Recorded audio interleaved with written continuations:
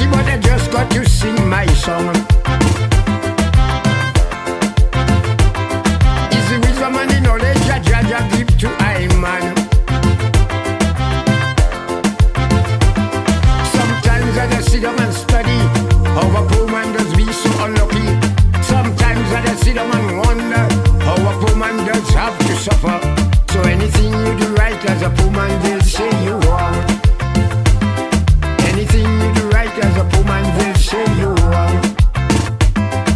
Living with the high cost of living, hear what some people doing. The rich man balling out mother, while is the poor that feeling the pressure. Anything you do right as a poor man, they'll say you wrong.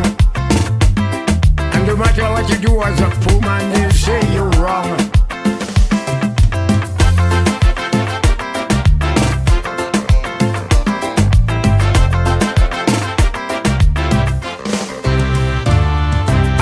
Man will go to the forest and buy some land. When time to walk it, he come to call the poor man. It's the poor man who take the struggle. Sometimes he could end up in trouble.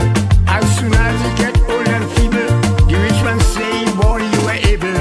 So no matter what you do as a poor man, they'll say you're wrong. And anything you do right as a poor man, they'll say you're wrong.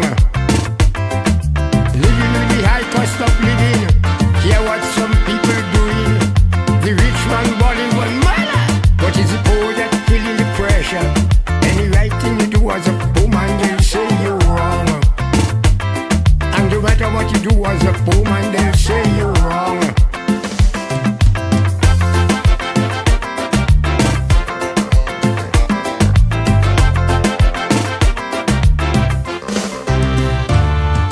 Poor man does work so hard for his daily bread. Monday to Friday and he still cannot rest his head. He has his children to educate. He doesn't want them to be no illiterate. He wants to send them to the best school. He doesn't want them to turn up no true. So any right thing you do as a poor man, they'll say you're wrong. No matter what you do as a poor man, they'll say you're wrong. Living in the high cost of living, hear what some people doing. The rich man balling for money, when it's the poor that feeling the pressure. Any right thing you do as a poor man, they'll say you're wrong. And no matter what you do as a poor man, they'll say you're wrong. And no matter what you do as a poor man, they'll say you're wrong. What you do as a poor man, they'll say you're wrong. Think about it first. Boy, mommy, oh, hey, hey, aligi dan dan do, di dan da da. Hey, hey, oh boy, as a calypsonian, the true voice of the people, to lead you on the right path, I'm responsible. The decisions you make not only decides your fate, but is an entire country. It could make or break. The Lord power been vested in you from the day that you were born. We are king and queens, we have control, not to be used as any pawn. That God-given gift so we can know what is right from what is wrong. And in everything that we do, always in for positive outcome. Look before you lead, cause what you sow you reap. Look before you end up in a big heap of look before you leap. For curiosity take a peep. Look before you end up drowning in the deep. What I'm trying to tell you, don't jump unless you're sure about it. Don't jump, don't act like you're mad. Don't jump, it might be too dangerous. Think about it first. Don't jump, once you leave the rock, don't jump, and no turning back. No, no, try to avoid disaster. Oh, yo, yo.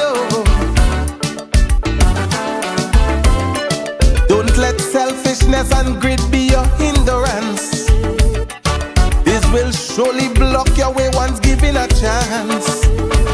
And all the strides you have made to progress that will fade, and all the goals that you set out for suddenly is all grain. Be a leader and don't just follow, or you could end up following clowns. Or you could be like birds that should be soaring, but somehow can't get off the ground. With every step that you'll be taking, make sure you take a long hard look. And one thing to always remember, the cover can't help you judge the book. Look before you leap, cause what you sow you reap. Look before you end up in a pile of look before you leap. For curiosity, take a peek.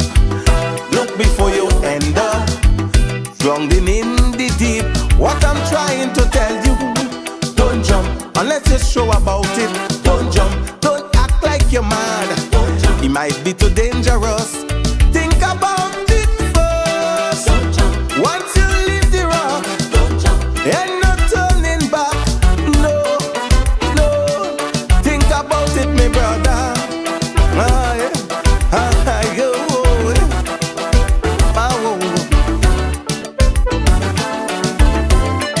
Don't invest in anything you don't know about, and don't take chances if you are ever in doubt. You must thoroughly investigate. You can't afford to make no mistake, cause by the time you realize it's already late. Peter shooting at what you can see, or looking for needles in the dark. Are you in a hurry going somewhere, but the horse is behind the cart? I saw people who thought by all means they made all the right decisions. Now they living with so much regrets, they jump from the pot to the frying pan. Look before you leap, cause what you sow you reap. Look before you end up in a pile of look before you leap. For curiosity, take a peep. Look before you end up drowning in the deep. What I'm trying to tell you, don't jump unless you're sure about it. Don't jump, don't act like you're bad. Don't jump. It might be too dangerous. Think about it first. Don't jump. Once you leave the rock, don't jump. And no turning back. No, no. Try to avoid disaster. No, no, no, my brother. Don't go. No, no.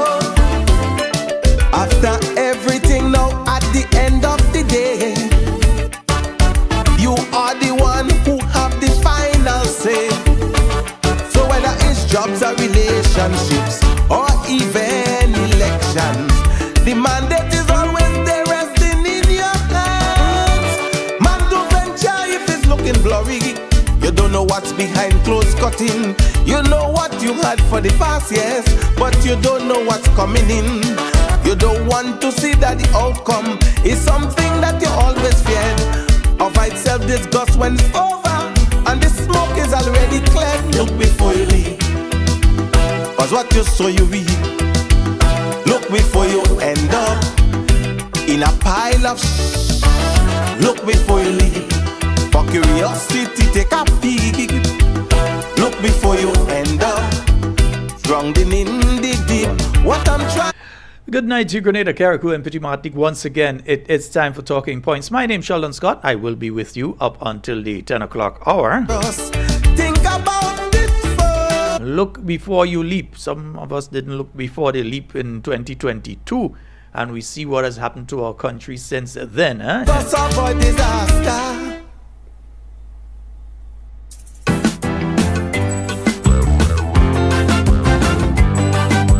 I'm saying a special good night to those of you joining us via YouTube, those of you joining us via Facebook, and those of you on We Noise Radio, We Noise TV. Good night to you, Wade. It's been a while since we've spoken on air. Myself before the Lord, on my knees I drop and pray. Yeah, but you have to give your boy a little call, you understand? Yeah. For the wrong things that I've done, you are the potter, hold And folks, we're going to keep the lines open for the entire night tonight. man. Lord, loose the mark from mine own eyes, so clearly I can see. Not my brother's fault, but mine, oh Lord. the sin that lies within me. Yeah, I have spent the day following up on certain things. But we fail to. I want to give you the opportunity to speak out tonight, yeah? We remain so dirty, Lord, but we want to judge someone else. Before I wipe my brother's eye, for my own self will I pray, and tell him his sin is unmounted high. For my own self will I pray. Before you right your neighbor's wrong, for your own self you must pray. There ought to be some self-correction. For your own self you must pray. Lord, on my knees I can see so much wrong and iniquity, but redemption starts with me, oh Lord. For my own self will I pray. Yes, indeed, folks.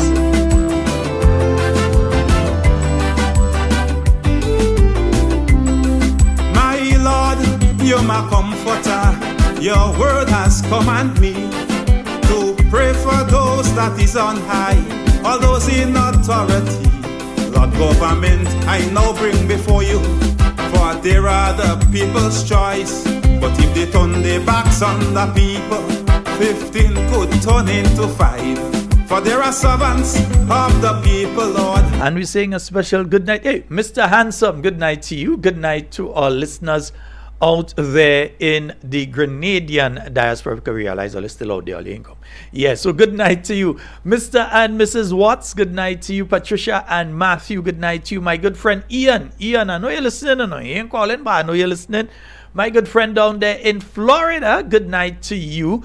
And my good friends in Oshawa, good night to you as well. This wrong for the government I now pray. This time and this is the light for the opposed. And we say a special good night to all our listeners also in the other Caribbean islands. Those of you listening in Trinidad, those of you listening out there in St. Lucia, Jamaica, Dominica, St. Kitts, Nevis. Yeah, you all had a serious incident there that luckily didn't get any much worse than it was there.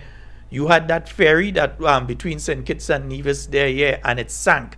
But at least they got everybody off of the ferry, yeah, because that could have been a totally different situation, huh? Yeah, that could have turned out really bad. Also, we say a special good night to those of you who may be listening in Venezuela. We know the situation in certain parts of Venezuela.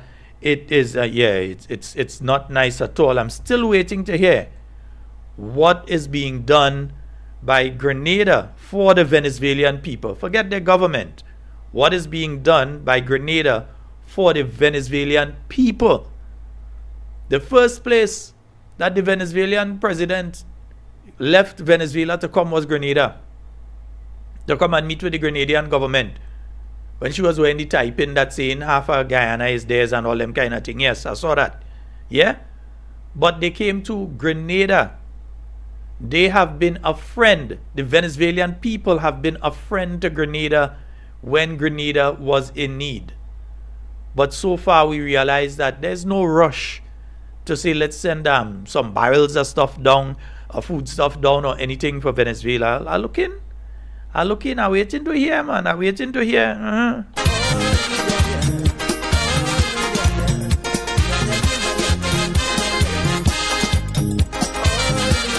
Camille Teresa Scott, good night to you.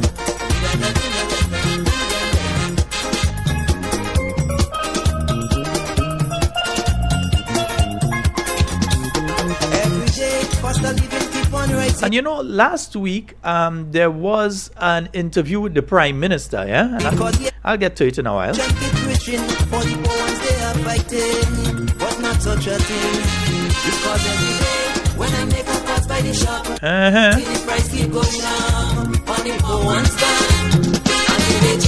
Like it's made men that believe, and like no one they can break it, so they condemn it. I swear African Teller was still alive and he just sing that song. I can see the price keep going up on the poor one's back, and the wages like it's made men that believe, and like no one they can break it, so they condemn it. You know know, there's some people that can't listen to talking points and they have no electricity, yeah? And Massa Bull, Massa Cow, because it's owned by the government of Grenada, so we have a caller on the line. Let's go to the phone line. Hello, good night. Hello, good night. Yeah. Yeah, Sheldon, I'm not hearing about the horseman again, like this thing die out. No, it is now a legal matter. He has taken the government to court in regards to that. Is what else would we say in relation to it? We know the situation. We know what occurred. We know the government murdered the 2 horses. We know that from various vets, not just in Grenada, on the St. Lucia news, there was stories that said that medication was available. They could have sorted the horses out. The vet in Grenada, Dr. Carter, he actually showed a vial of the medication, that the medication was available from his facility in Grenada. He also said that he gave that medication to the government of Grenada, so they had medication to treat the horses. They decided to kill the 2 horses for whatever nefarious reasons. So the matter is now before the courts. I mean, talking about it and doing a program on it to say what again, really? Because we know the situation. What am I going to do a program to say additional about it? Okay, I thought that because we were saying anything about it again. No, the last thing that we heard was that, because even the Prime Minister did mention that Mr. Ryan Smith has taken the government to court. What I would advise people is that he does have a GoFundMe that is up right now for Ryan Smith. If you check GoFundMe under Ryan Smith, you would see it there. And I would ask persons who can donate to assist him with the court case itself. And various agencies from the UK, from the US, and some parts of Europe have become involved in this as well. So it's much broader than just Grenada. Yeah? Okay. Because they killed 2 pregnant horses. A lot of folks don't look nicely upon that. Yeah? All right, my dear. Yep. That's the situation with it now. Right. That is something like Jacqueline Criff. No, I'm putting it like that because I don't want, well, okay, I understand where you're coming from now. But yeah, I understand where you're coming from. My cousin was on the 4th too, you know. Fitzroy Bain, they killed Fitzroy Bain too. So I know the pain. I understand. Yeah, I understand where you're coming from. All right, my dear. Thank you so very much. Okay. All right. Right. Yeah, so that is the situation. We've not forgotten it. No, we've not forgotten it. But there are no new developments as far as we know regarding that situation. The last thing is it is now at the court. Yeah, Mr. Ryan Smith has done that. Contrary to the threats by the Prime Minister, because I would love to see the Royal Grenada Police Force attempt, or actually not even attempt, go ahead and charge Mr. Ryan Smith and see how that turns out for them. The Prime Minister, in a very politically charged statement, basically tell the police they had to go and arrest him. Then you had the Prime Minister again repeating it in a press conference that this is a offense and so on. And then they dragged the chief veterinary officer to say the same thing about the pass, and then the permanent secretary to say that they pass all of this information over to the Royal Grenada Police Force. Well, up to this point in time, as far as I know, he has not been detained, he has not been arrested, he has not been charged, he has not been ticketed, nothing of the like. Because contrary to what that lawyer, yes, the Prime Minister said, I know this to be an arrestable offense. I don't know this being an offense that you could arrest people and jail them for. Yes, the government has now removed all the laws of Grenada from online. Yeah, they take it down, so I can't go and check that. I mean, I could because I've saved all of them, but I'll have to find that. Yeah? So they can't go and say, let's see what they're going to charge him with. If the Prime Minister is saying charge him, and the Permanent Secretary is saying charge him, and the Chief Veterinary Officer saying charge him. Let's see what they're going to charge him with. And when he decides to take that aspect of it to court, and the state of Grenada, you already know, you have an Attorney General that does lose everything. When the state of Grenada ends up having to pay him additional money, because we're going to end up having to pay him for those 2 horses. When I say we, I mean we. Those of us here and those of you listening right now in Oshawa and Alberta and North Carolina and Arizona and California and Florida and Brooklyn, Long Island, Manhattan, the Bronx, those of you listening all there, and those of us here, we are going to end up having to pay for those 2 horses. Because there was no reason that these people had to do what they did. Yeah? Mm-hmm.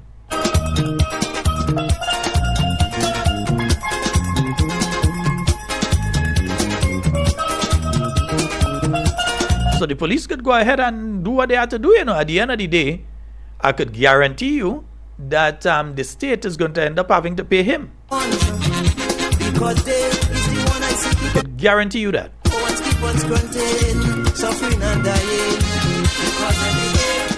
But don't worry, my dear, the issue is still live. It's just at the court. When we get some information back from the courts as to how it is proceeding, then we'll know which direction, Yeah. Folks, it's the final day of June, eh? Yeah, we've already crossed the halfway mark in the year. We're heading down to the later part of 2026.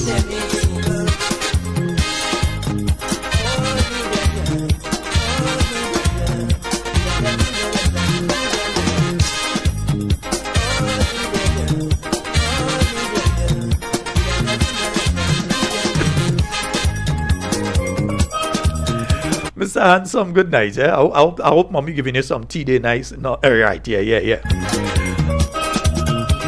Fergie, good night to you. And let me say a special good night to all the listeners out there in St. John. I know some of you were not on last night because you were enjoying your fisherman's birthday celebrations. Instead of people want of freedom, they only keep on exploiting, abusing and keep them burning.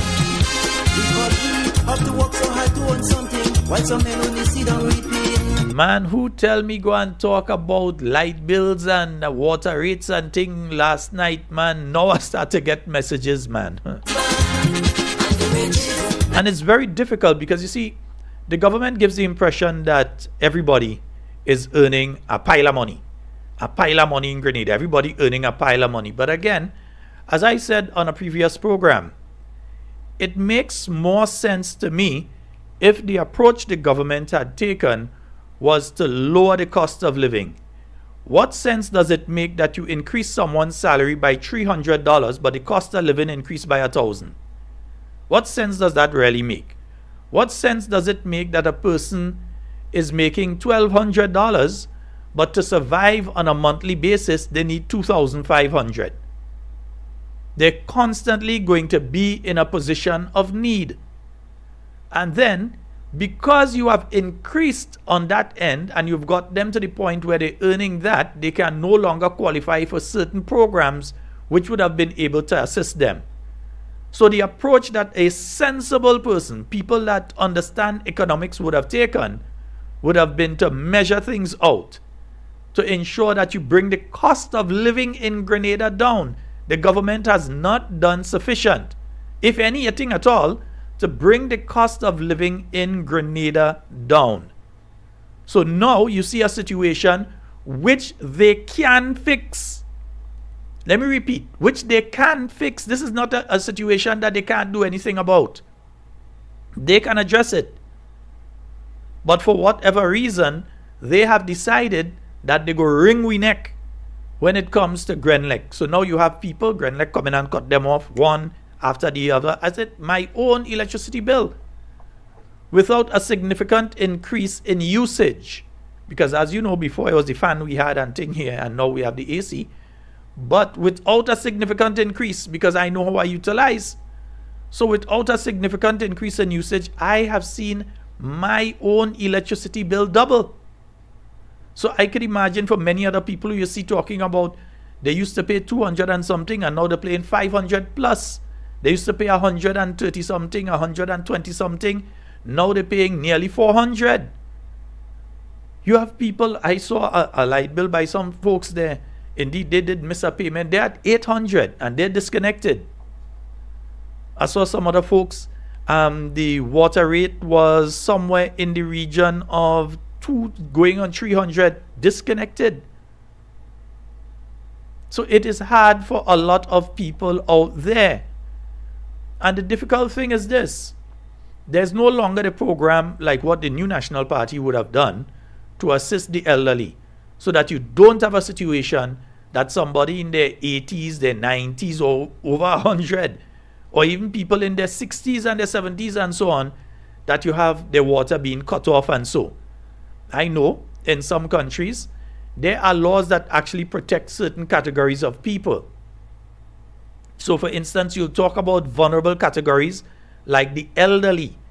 So you know, in some European countries, some European territories and so, they will not cut out the gas or the heat to these people, because they know that regardless of what, if you cut that off to these people, they will die in the winter months. So they make sure that they don't cut these things off.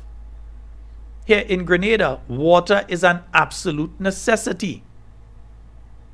Let me repeat, water is an absolute necessity. And some of these people in their 70s and the 80s, they can't go and pay for no water. They're not getting the money. Some of them, and you hear Mr. Rolo talking about it all the time, that they lost their money, how much money they lost when the 150 was removed from them. You heard the Prime Minister before the election saying that really, it is what, 600 and something they should be getting on a monthly basis. Well, up to now, he said that then, they're not getting it now. In fact, what they got was the removal of the 150, then they put it back and put a little something on top of it to try and save face. But we have that situation taking place. And then, as many of the people find themselves now in the constituency offices, because you hear about, oh, well, we're giving the MPs and them $10,000.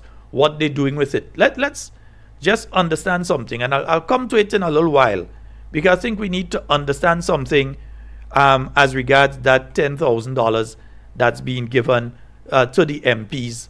And so, because you're giving $10,000 to the MPs when somebody electricity or the water cut off, and let's say you have a mother with children and the electricity is cut off there, and sometimes it's 700, 800 to put that back, and then they have water that they need to deal with too.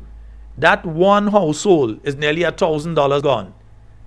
And if you have that situation throughout the constituency, I mean, it's only 10 people you could help in a constituency with thousands of people. So yes, they're getting that. But the government side, they have access to much more, including people who are not government MPs. Look at St. Andrew Northeast. So while they're talking about Sister Kate and the fact that she's getting $10,000 a month, she gets the 10,000, and if you calculate that down to each person within the constituency, it's really somewhere around $3-4 a person. That's what she's getting on a monthly basis. But meanwhile, the other individual whose name I refuse to call, because they're going to lose anyway, but the name who I refuse to call up there, the other person that's going up against her, they have access to all of government's resources. So they have access to way more than $10,000, and they are not the MP. So you see them telling people they won't give them housing, they go give them this, they go give them that, they go give them the other. You see them going around and offering all sorts of services that the sitting MP cannot offer. Yet still they want to talk down on the MPs for the 10,000. You see it happening all over. You see it happening all over. And then they're trying to make it look as though the sitting MP, though they are not part of the government, has access to all the things in the government. No. When it comes to the Ministry of Housing and all the other things, it comes from the government, and they're using people who are not MPs to go and distribute. It's happening in St. Mark. It's happening in St. George Northwest. It's happening in Tonga, St. George. So it is happening all over. You see it taking place. It's happening in St. George Southeast, St. Andrew Southeast, sorry. So you see it taking place. People who are not the MP but have access to 100 times or more what the MP has access to. So you see this situation, people light cutting off. Who you think they're going to? The MP? That's who they're going to. People water cutting off. Who you think they're going to? The MP, and it's not a situation that the MP has $10,000 to take out the money and just put it in the hand and say, go. There is a procedure. So they bring the invoice in. A check is written to Grenlec, a check is written to Nawasa or whoever, and it goes there, but it's only so much that can be done. And since they're using a checkbook and it is being done in that way, it is no way for the MP to say, well, I think I need a $400 out of that, let me hold on to that. No, everything is accounted for. Everything has been going into Parliament. Parliament has all the information regarding that, and I'm saying that because I realize I hear some people start up some stupid talk on that again. Folks, let me take a short break here. I'll be right back. NNP goes digital. Leadership means showing up where the people are. That's why we're meeting you wherever you are with the all-new NNP website and mobile app, your direct instant connection to a team that's ready to build a better Grenada with you. Tap in to get updates, show your support with a secure donation, or share your ideas with the team. It's never been this easy to stay plugged in, speak out, and get involved. Find the NNP app in the App Store and Google Play, or visit nnpgrenada.com. Let's stay connected, because when we pull together, life gets better for everybody.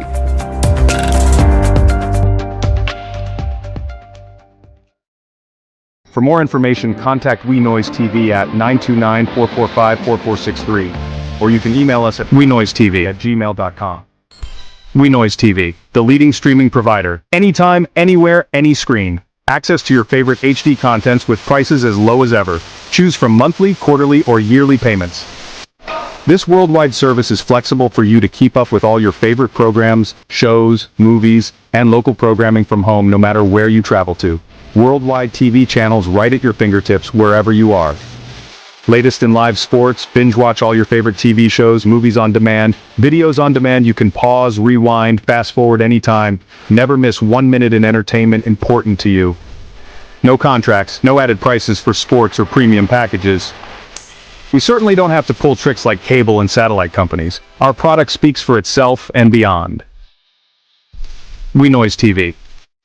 We have everything like Netflix, Disney, Amazon. Watch your favorite movies, TV shows, and series with our services.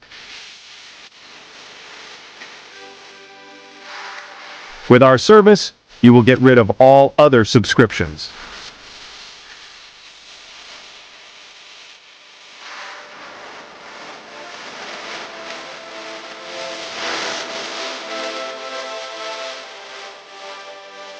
For more information, contact We Noise TV at 929-445-4463, or you can email us at wenoisetv@gmail.com. Are you ready to take your brand to the next level? Look no further than the Chameleon Design Studios, the creative powerhouse behind Key Central and dozens of standout brands across Grenada and beyond. From web designs, animations, and motion graphics to custom video productions, we bring your visions to life with unmatched efficiency and professionalism. Need a logo? Logo design starts at just $1,500, and our starter pack includes brochures, call cards, and letterheads. Whether you're launching a new business, revamping your identity, or telling your story visually, Chameleon Design Studios is the new face of designs. Call us now at 1473-422-8601 or scan that QR code. Follow us on Instagram at chameleon_473. Let's communicate. Call us today. Get ready to level up your workout game with Follow Me Fitness. Join renowned trainer Lincoln the Goose Jones for an electrifying fitness experience that includes aerobics, exercise, weight training, strength training, and much more. Join the fitness revolution at the Tanty Netball Court and the Old Trafford playing field every Monday, Tuesday, and Wednesday from 5 p.m. to 6:30 p.m. Unleash your inner strength and groove to the beats of DJ Killer Sound while you sweat it out. Affordable pricing, just $65 per month or $30 per class. For more information, call 410-3711. Don't miss out on this chance to transform your fitness routine. Level up today with Follow Me Fitness. Yes, indeed, folks. Here, Follow Me Fitness here. Getting in touch with the goose. Let me say a special good night to the men and women of the Royal Grenada Police Force. I doesn't always agree with all you, but all here's my people. Yeah, the Royal Grenada Police Force. We say a special good night to each and every one of you. Know all you're doing during special election period. Know what all you're doing. All right. Yes, indeed. 440-7377. That is the number for you to call and get on the inside. You can call us directly. You can also call us on the WhatsApp. Those are the numbers for you to get to us. And let me just remind you as well, before I go any way forward, just to remind you all of this activity. Yeah? The new National Party New York Support Group cordially invites you to our third Exquisite Affair, an evening of elegance, style, and class. Saturday, July 11, 2026, starting from 9 p.m.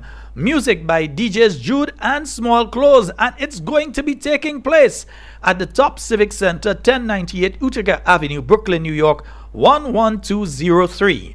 For tickets, you can call Miss Aisha Oliver, 917-520-3164. Cassie Albert at 347-262-6818. Wendy McGuire at 917-602-1476. And Louisa Frame at 347-423-2509. In attendance will be political leader and leader of the opposition, the Honorable Emlyn Pear. Also, Senator the Honorable Norland Cox, Deputy Political Leader, and Mrs. Nolene Thompson and Dr. Adrian Joseph, candidates of the new National Party in St. David and St. George Northwest, respectively. Also, other members of the new National Party executive. Price of the tickets only $125 for an all-inclusive event. That's the new National Party third annual Exquisite Affair taking place out there in New York, 1098 Utica Avenue, Brooklyn, New York, 11203 at the Top Civic Center. They're looking forward to seeing you all there. Nice. Yes, indeed, folks. So just giving you that information. Yeah, let me hey, where my thing go? You have to be playing there. Hey, what's the matter with you? Nice, yeah, man. Unlike no one, they can break it, so they condemn it. So I had been mentioning that there are things that the government can do to bring the cost of living down. They can do things. They're just refusing to, because they're trying to squeeze the last dollar out of you right now so they can spend it to try and win the election. So squeeze you now, get the dollar out of you to take the same dollar to try and use it on you later on. That's what they're doing right now. Meanwhile, while they have all the diaspora homecoming, yeah? And again, we have to ask the questions, because I see they have an event. I ain't advertising for them. I see they have an event where they're charging $500 per person during this diaspora activities here. $500 per person. And I need to ask some serious questions. One, where is that money going? Is that money going into the consolidated fund? Is it going onto another account? What is the procedure? Is it because any person, and you see that posted wherever you're paying money to the government of Grenada, even online, it says any person paying money to the government of Grenada must receive an official receipt. If you're buying tickets to go to that event, are you getting an official receipt? Is it officially a government of Grenada activity? Is it an organized? No, you're calling the wrong place there and the wrong time. Yeah. Is it a government of Grenada activity? Yeah. How is it being catered for? Is the government of Grenada paying for this? Because remember, we saw various government ministers and the prime minister and so on. We saw an ambassador paid by the government of Grenada leaving Grenada, going outside of Grenada to promote this activity. And we need to find out how much was spent to promote this activity. So we saw them going out. We see all sorts of service providers for decoration and stage and tent and this and that and so on. And we need to find out how much has been spent on that.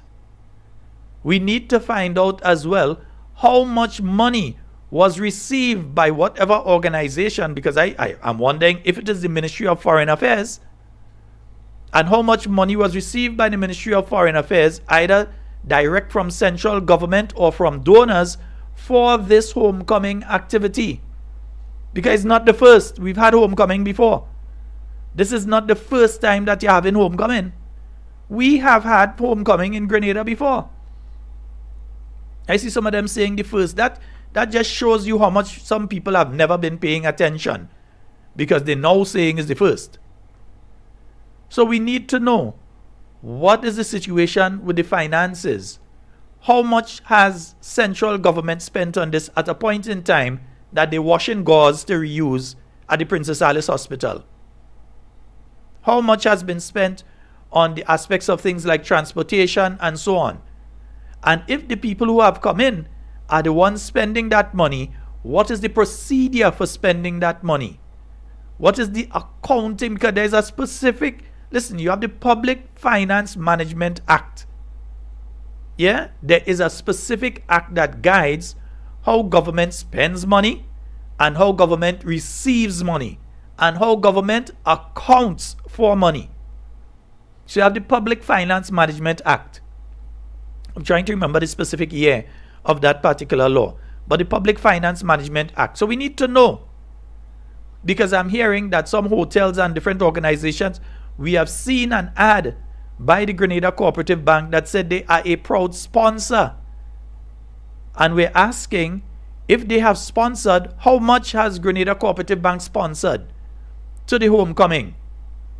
And how did they do it? Was it paid to one of these private companies? Because we know this government bad on just creating companies and creating all kind of thing, entities that are not generally legal, just creating entities and money being spent on them. This is the same government that before the ones who doing WASH there, what do you call them again? That organization that doing WASH, that approved 0.1 million for them before they were legally a company. So they approved the money way before that was even legal, before they were registered as a company. The Cabinet of Grenada approved money for them already.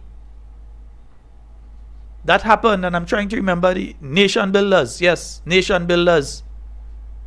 That money was approved by the Cabinet of Grenada before Nation Builders was actually registered as a company in Grenada. Money was approved by the Cabinet of Grenada for Nation Builders. An organization who, when you check the directors of it, it reads like a NDC meeting. Pile of money was approved for them. Over 0.1 million was approved for them. The same Nation Builders. These are the same people that watching you right now and want to talk about transparency and good governance. That's just words to them. Just words to them. Yeah? Because you had that situation. Thank you, my friend. Yeah, and let me just see something. If someone is asking a very valid question here. They're saying you would see money can be paid online for the diaspora, but licensed electrician can't pay online. Licensed electricians can't pay online? No, they have to double check that. Check on the pa.gov.gd. The PA, yeah, just look under the, yeah, it does be inside there somewhere. I thought certain license wasn't there. I want to check, I see it there. But if they're paying online, what account is that money going into? It must be going into an account. Who is in control of that account? Yeah? Who is in control? Is the accountant general in control of that account? How much money has been raised? And we want to know the organization because, again, we don't know. When was WASH, they formed Nation Builders. Now we realize they forming some kind of thing when it comes to Project Polaris. They have these different organizations that they have created that everything going to go through. And these are headed, when you check the directors, again, it reads like an NDC executive meeting. If you are really about national development, let's just go there right now. If you're truly about national development, and you're truly about everybody playing a part in building our country, when you forming your grouping to push through Project Polaris, you would have approached the New National Party, not as the New National Party, you'd have approached them as the opposition and said to them, hey, We are forming this to do that and offer them the opportunity to have a representative or two on that body. But no, they form it, and if you look at the list and you look at a list of the executive members of the NDC, whether the national executive or constituency executives in different places, it looked the same. It looks exactly the same. They didn't say, well, okay, we are forming nation builders. It is going to be doing things for people. And for openness and for transparency, let us get somebody from the new National Party and put them on the board of directors. Just like how you have certain statutory bodies, and the statutory bodies, some of them, not all, some of them, the opposition may have a person that they have on it. Like you have the Integrity Commission, the opposition has somebody there. And there are other bodies that the opposition may have a representative on them. And I'm saying that if you're truly into nation building, you're truly into unifying this country, that would have been the approach. But that was not even a consideration. Because in my mind, they put these things together to thief. And they want nobody seen when they're thieving. And they're not answering to anybody. So Dr. the Right Honorable Keith Mitchell, since 2022, 2023, 2024 has been asking questions regarding the spending of government, and they refuse to answer. And then they use the bogus argument, the straw man, the bogus argument at that time that he was head of Public Accounts Committee, knowing full well that the spending that he was asking about would not reach to the Public Accounts Committee probably until next year or year after. Sometimes that is when that reached to the Public Accounts Committee. Sometimes 3, 4, 5 years after, things still reaching the Public Accounts Committee from how much years before. So he was asking questions, but they refused, and they could have given the answers, whether it was in relation to traveling. Up to this day, Grenadians, up to this day, do you know how much was spent for the 50th anniversary of independence? Remember, the washing gauze in Princess Alice Hospital. Do you know how much money was spent on that? They had the creative, what they call it, the creative industry. They had big hullabaloo. My sources have told me that well close to 4 million, over 3 million, close to 4 million was spent on that. That's what my sources say. I can't say that my sources are correct. I can't say my sources were wrong. And I'm speaking about when they had the creative industry thing down there at the Radisson Hotel. And they had all these fancy things bringing up to now. We're still looking to see what came out of that. Because content creators in Grenada still cannot earn income in the normal way as content creators in the US and so on. Because the government has done nothing to ensure that they reach out to these different companies like Facebook and YouTube and so that Grenada could have started having their content creators get money. They still have to register as though they're in the United States and pay taxes in the United States and so on as content creators to make money from TikTok and so on. There are people making millions off of this. There are people that is their job, content creation. We saw ISO Speed come down here. We saw him come to Grenada.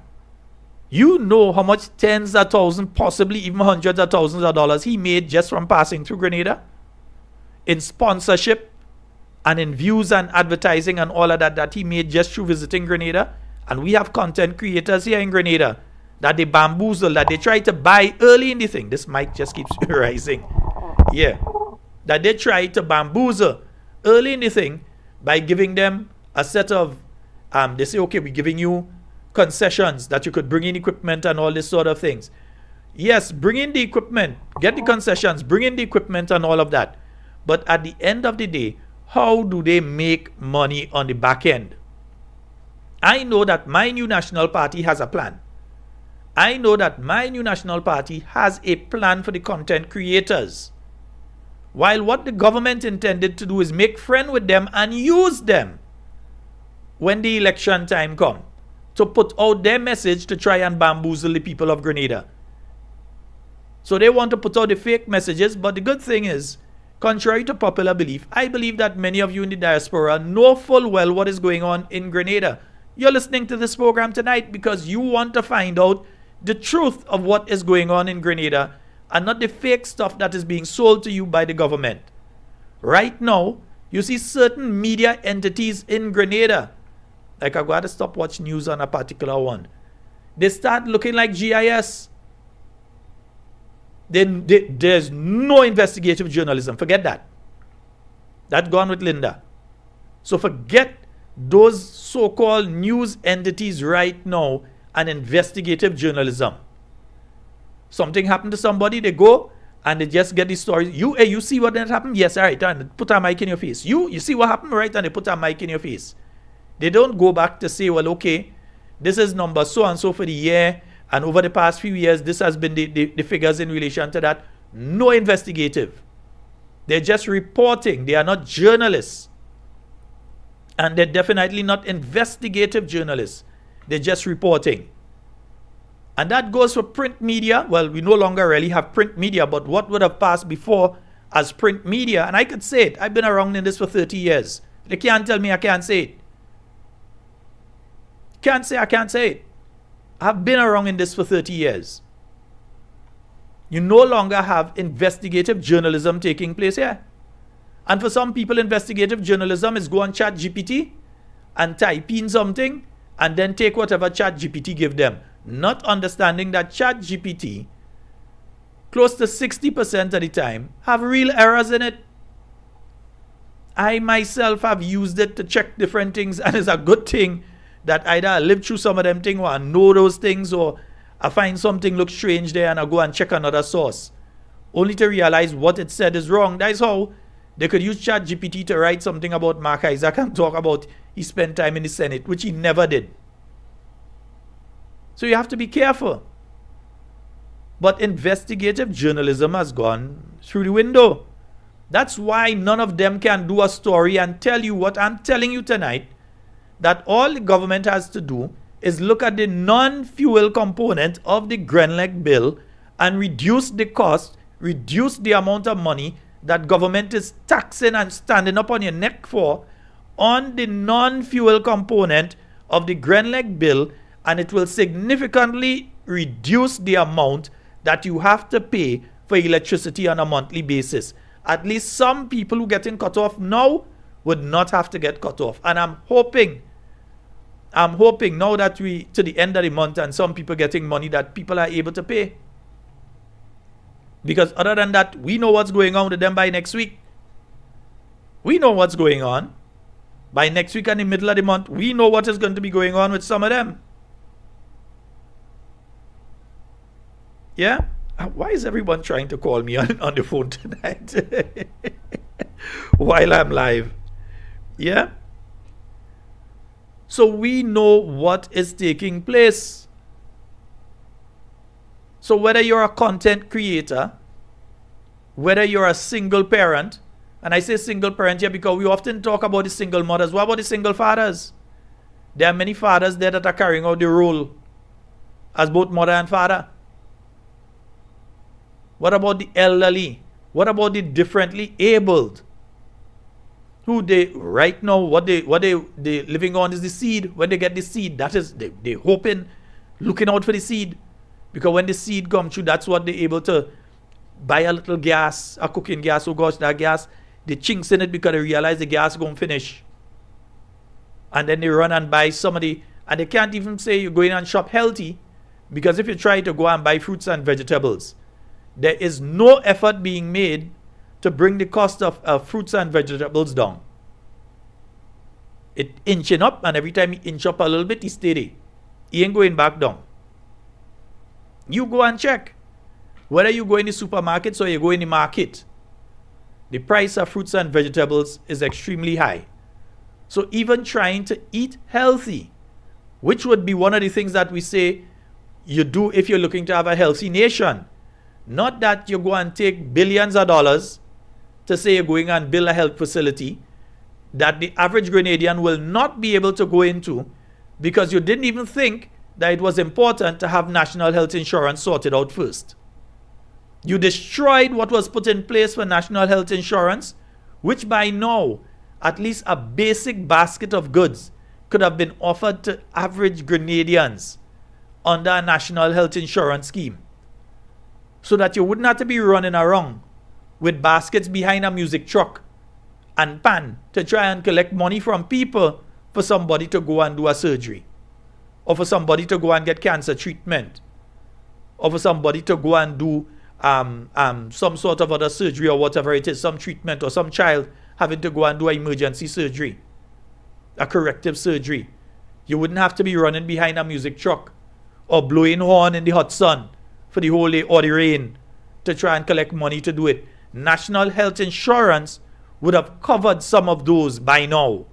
What did this government do? They kick out the service provider that was brought in by the new National Party that had been trying to speak to them. The same way how Global Petroleum, everybody been trying to speak to the government to continue the progress that was taking place under the NNP, you know. It is this NDC administration that stalled the progress, whether it's Global Petroleum, that by now could have been bringing millions of dollars into the Grenadian economy. We would not be washing gauze in Princess Alice. All if I'm saying it a lot, yes, it had to stick.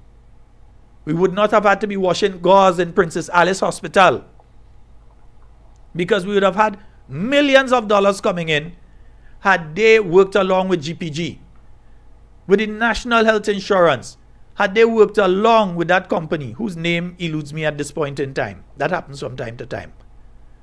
That company would have brought Grenada to the point that we could have already launched national health insurance. This is 2026.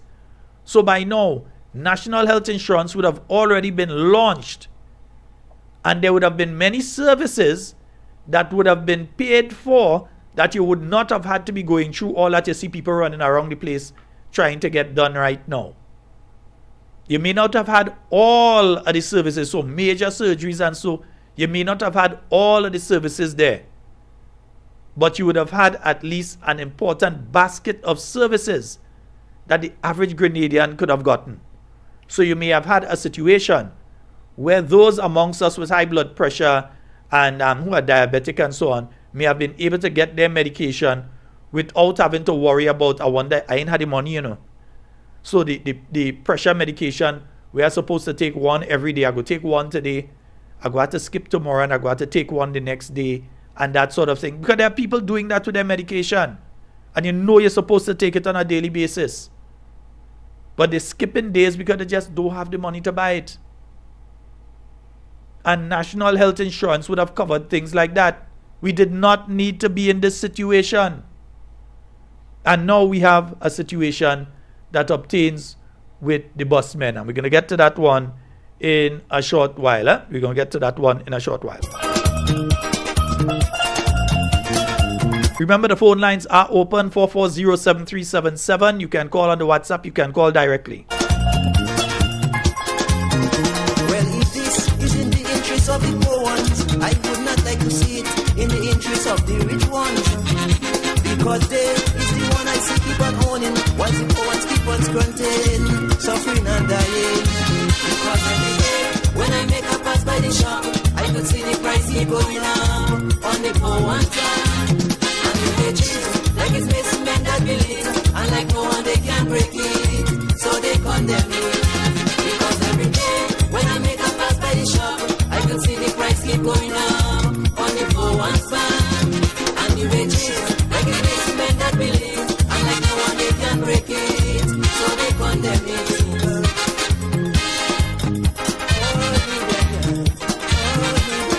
Yeah. And someone just reminded me of the name Jipa. Yes, Jipa. In fact, the people had to defend themselves when they were leaving here, because the NDC administration made it look like the people were just sitting here doing nothing.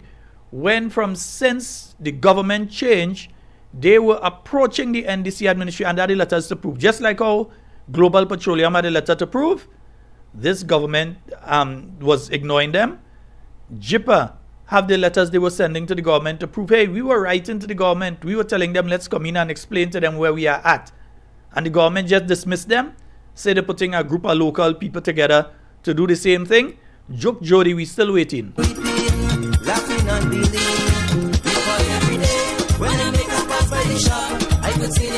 You know, we just said Juke Jody. I really had to find out where Juke Jody come out, you know. Like it's basement that believe, and like no one they can break it, so they condemn me. Because every day when I make a pass by the shop, I can see this price keep going. Now I'm seeing here that maintenance road workers, they still haven't gotten paid. Yeah, so maintenance road workers, they're looking for their money. Yeah. My goodness, and I'm just seeing, my goodness, yeah. So when I spoke earlier about the $10,000 that MPs receive, and I'm seeing here some of what the MPs are approached for on a monthly basis. Tuition for SU and other universities. So sometimes they have tuition to pay. That's a $3,000, $4,000, them kind of thing that they might have to pay, and they come to the MP for part of it. Medical assistance. So that's the people who, they can't afford to buy the medication, or they have a procedure to do and they can't afford it and that kind of thing. That's all of that is out of the $10,000, and you have different people in the constituency coming for that. Utility bills, as I mentioned. Grocery assistance. You have the children there, you can't find a job, yeah, and they come to them for the grocery assistance, whether it's $300 or $400, they come for the grocery assistance. Graduation fees around now, there are two sets of fees that they're coming to the MPs for. They're coming for the graduation fees and the registration fees.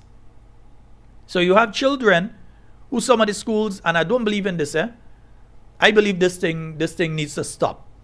That you number one, that a child has spent 5 years in a school, and then you're putting an obstacle. After all the hard work, after everything they do, you're putting an obstacle in the way for them to graduate. I believe it's time for that to stop. This thing about graduation fee, that need to stop. If you're saying, okay, they need to do this, they need to do that, and so on, right. But you see this thing about you can't graduate, that had to stop, right? But registration fees, because contrary to what they say, you still have to pay registration fees, $300 and something, $200 and something for some schools. One school, I think, is as much as $400 to register, because schools have started calling in the children who have been successful at the recent exams, the CPEA. They're calling them in now to start the registration process. And they have to pay when they go. They have to pay when they go. Yeah? And on top of that, you have requests for monies from schools, from churches, from sporting groups and all that kind of thing. And you have minor housing repairs. You have small business and all of that out of $10,000. Yeah? All of that out of $10,000. Meanwhile, the one up who in St. Andrew there, who is not an MP, she have access to millions. And I'm not over-exaggerating here. She has access to millions because she has direct access to the government purse. Direct access. That is why St. Andrew Northeast, you have to ensure that Kate Skeeter Lewis Peters is returned as the Member of Parliament for St. Andrew Northeast. And you have to make sure that every other seat in St. Andrew, you have your family, they call them, encourage them, make sure election morning that they get up and go and vote for the new National Party. We ain't taking no prisoners, we ain't making no joke. And plus we know they don't like country people already too. I say it, it's true, they don't like country people, we know that. We know that. So you all have to make sure you get up and vote election morning for the new National Party. We have to make sure that you can properly benefit, not some benefit, but that everybody benefits. We have to make sure that that situation that exists now, not that it is reversed, no, that it is erased. We have a caller online. Hello, good night. Hello. And for some reason, we're not getting through with that caller. Caller, you'll call back. Yeah. 440-7377. You can call direct. You can call online. And as I mentioned, I was hearing that the busmen, that government, and this is what I'm hearing, it hasn't been confirmed, I haven't seen a release from it, but I've been hearing from several of the busmen that there has been a price increase that has been given for the long routes. So for instance, if you're going from Sates to town, or if you're going from town to Grenville, or if you're going from St. John to town, or so, those long routes, that there has been a price increase that is being approved. They said, yes, it will be implemented. That's been approved for them. But the short routes, they have not approved any price increase for the short routes. I'm kind of interested in hearing what the busmen have to say about that. Yeah? And I don't know what is happening with this caller, but the call is not connecting. And it's not from my end because this is a hard line. So, caller, you need to check your location or something, man. Something here right with your phone there. Let me see if we get through to another caller here. Yeah, let me see if we get in through the other one. Then I'm going to know for sure if it's the line itself. Hello, good night. Okay. Clock it. How you doing, my dear? I'm there, Sheldon, I'm there. All right. Sheldon, I want a question. Mm-hmm. If the government of Grenada give you some money for 29 June Fisherman Body, do you have to, when you buy your stuff, do you have to purchase, give them back a receipt? I would like to know. I would say it would be a good thing to do so for accounting purposes and for transparency. I would say it's always good. Any agency that you've done business with, for instance, if you've done a project and a foreign agency has provided funding for it, I would say it's always important to provide that sort of information to them so that they know that, look, this is how the money was utilized. And they feel comfortable to spend money with you again. The same goes with government. If government has given you money for that, I would say account for it properly. Spend it carefully, account for it, and then you can easily say next time, look, we need more. You see how we were able to utilize that? It couldn't make it. We had to use some out of our own money. We need more. Yeah? Okay. So I would say do it in that way. Because the reason for saying that, because that's first time that take place, you know. Every year we get money, that is the first time they asking for a receipt. Back receipt, you know, when they make your groceries. So I will ask if we have to present the receipt, you know. No, honestly, it should be done that way. Even if they don't ask, even if you're doing business with somebody and they don't ask, still get them the receipt. Just for transparency's sake.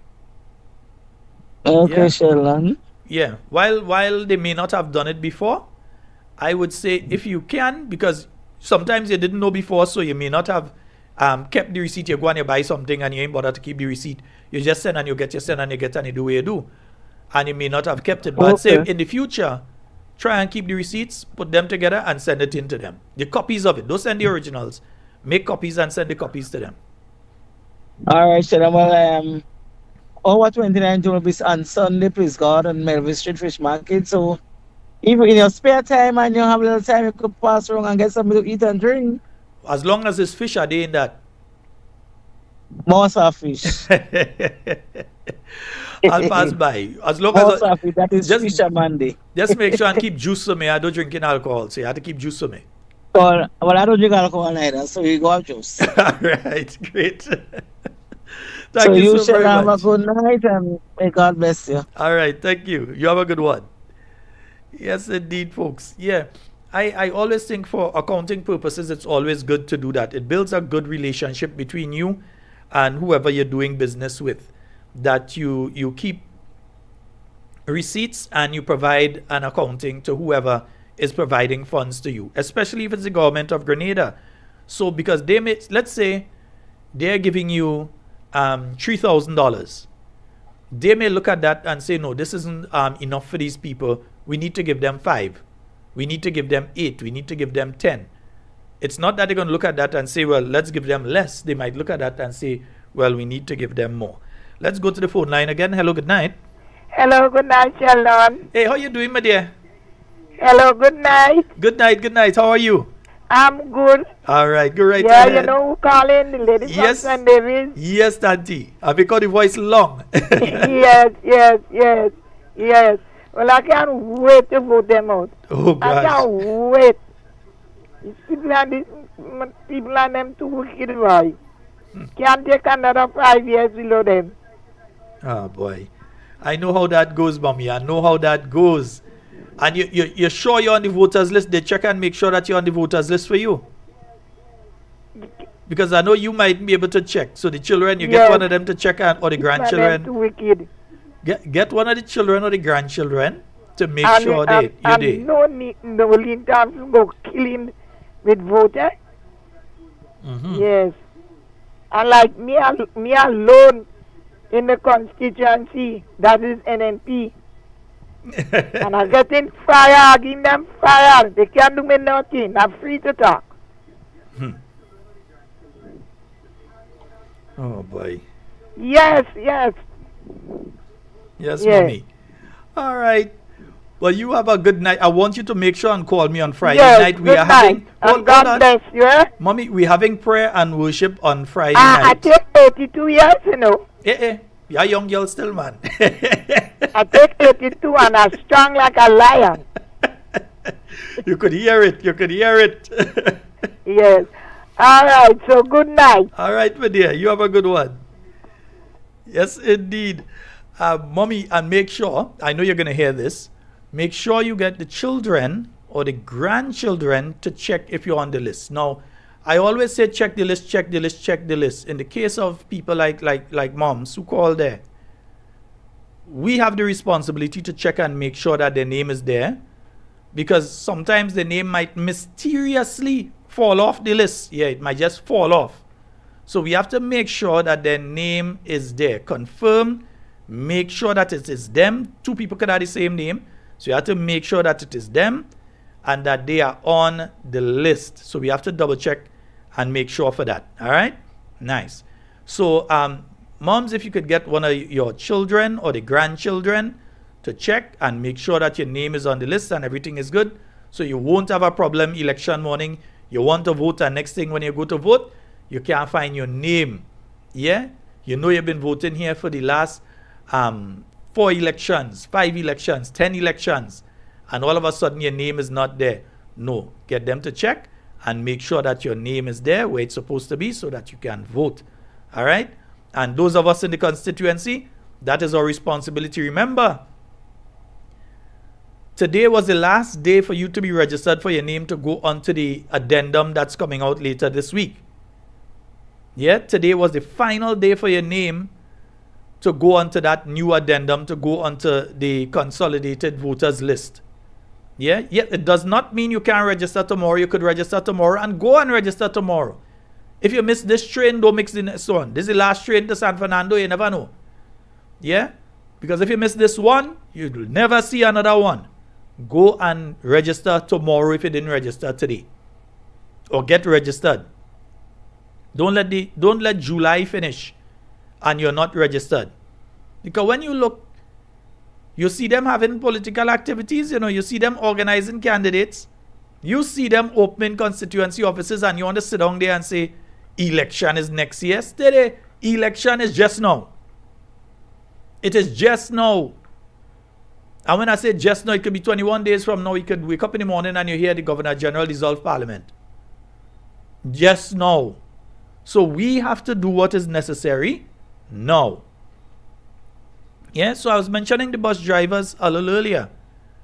And I'm interested in hearing from some of the bus drivers. I mean, when I travel with them, I do hear from them. Because they do say, remember, and we have to look at it from all sides. Now, the increase in food, the bus drivers and owners, they have to face it too. Yeah, they have to face it too.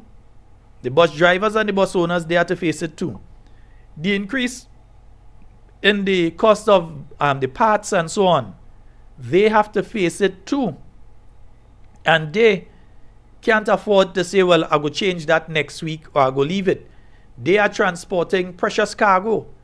They can't afford to say, well, I go leave that out and I go wait. They have to deal with those things now. And we see the cost has increased by 10% for vehicle parts and so. And the last thing we saw, I think it was around that. Yeah, but a significant increase in the vehicle parts and so that they have to face. They also have to face the increase in everything else. They face it the same way we're facing it. And they, therefore, are making less on a monthly basis. So, I am not totally against giving bus drivers an increase. I'm not against it. If no other measure can be found to lower the cost of living for them, because they're going through the same cost of living that all the rest of us going through too. Sometimes we see them and we don't understand that every bus that on the road is a business. Some people are shop, some people does sew, some people does sell juice, some people does drive bus. It's a business the same way as everything else. When you see a bus, it's a business on 4 wheels. And out of that, they had to send their children to school, who if the bus price go up, the bus drivers and them had to pay too, because their children going to school. So some sort of balance needs to take place. Either some drastic measures to ensure that bus drivers can survive, bus owners can survive. Not the small measures they're trying to take right now, some drastic measures. Because they are providing, this country does not have a national bus service. We don't have that. Yeah, we do not have a national transportation service. It's privately owned. And therefore, we may have to put measures in place to assist them in a significant way. Not the little jukutu thing they're doing here and there, but in a significant way to assist them. Because again, all that we going through, they are living in the same Grenada. Bus drivers doesn't park up in the night and then jump a plane and go in some other country to sleep, you know. They're here. So when they have to go in the supermarket too. Their wife and thing had to go in, and a couple cases husband had to go in the supermarket and buy thing too. They had to pull up by the gas station just as the private vehicle owners. Because they are private vehicle really, for public transportation. They had to pull up in the gas station too and pay the $17. So they are going through it too. And if we understand it from that aspect, but we also understand that there are some parents who now can't afford to send their children to school. Who now have problems when it comes to finding money, because this one going to secondary school, that one going to that secondary school, and they have 2 in primary school, and they're already struggling on a weekly basis to be able to send these children to school. We have people that pay in the bus by the week, by the month, all different things, because they just don't have the liquid cash to be able to pay now. And we know it's going to be trouble for them too if there is an increase. But we say some sort of serious consultation has to take place to come to a measure of agreement. You cannot continue to treat the busmen in any way. And you have to take into consideration the traveling public as well and their ability to meet increased costs. We already have significant increase in everything else.